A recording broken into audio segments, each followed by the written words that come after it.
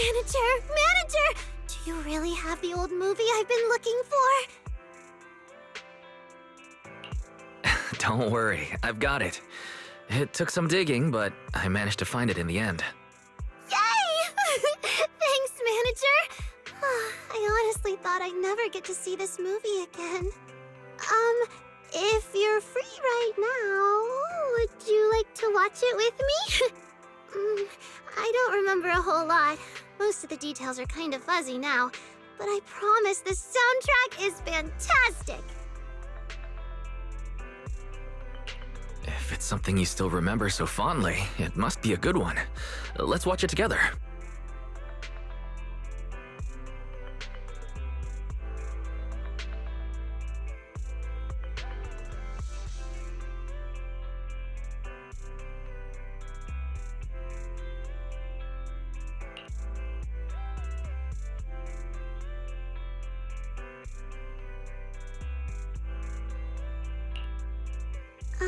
This movie is actually pretty hard to understand. When I watched it as a kid, I think I only paid attention to the main characters singing. But watching it again now, it feels different, in a special way. Manager, what do you think? Maybe it's a fantasy movie. The pianist could actually be a witch with magic powers, or maybe some kind of deity. Someone who could just erase all traces of her life in the town once her task was done. That's a totally valid interpretation. But personally, I feel like the message the movie's trying to send is actually a lot simpler. Manager, can I tell you what I think? I feel like the pianist is really just the townsfolk's own yearning for music. Maybe music doesn't quite cover it. It's more like they're longing for a better life. This town has lived through a disaster, and the shadow it left behind is like the thick fog that refuses to lift. And to live normally again, they have to overcome that shadow. The pianist symbolizes that longing, something buried in people's hearts. She's not a real person, but she still guides them and eventually clears the fog. You make a solid point, Sunna. I didn't know you had the potential to be a film critic. I honestly can't tell if you're actually complimenting me or just teasing me. The reason I think that way is because I've had an experience similar to the townsfolk in the movie.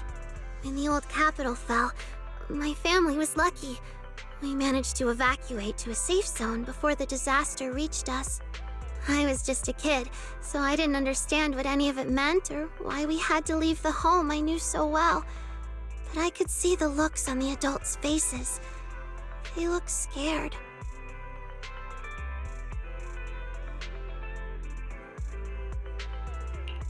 The fall of the old capital happened so suddenly. Everyone was probably terrified of what might happen next. And since you were just a child back then, you must have picked up on those emotions too. Yeah. It wasn't until much later that I understood what everyone had been so worried about. What if the hollow suddenly expanded and swallowed the new shelter we'd built? What if our bodies had already been subtly affected by it without us noticing? What if... Oh, those countless what-ifs piled up into fear, weighing heavily on everyone's hearts. People living in our area always had a gloomy look on their faces. But then, one day, something changed. No one knew who did it, but a piano appeared in the center of the square.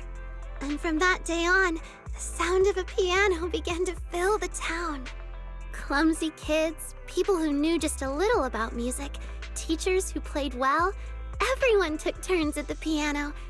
The notes they played were something pretty, sometimes messy, and before long, it became something everyone joined in on.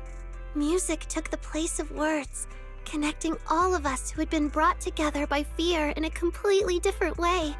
It was like tiny gems scattered through our lives, little sparks of light that helped clear the fog in everyone's hearts.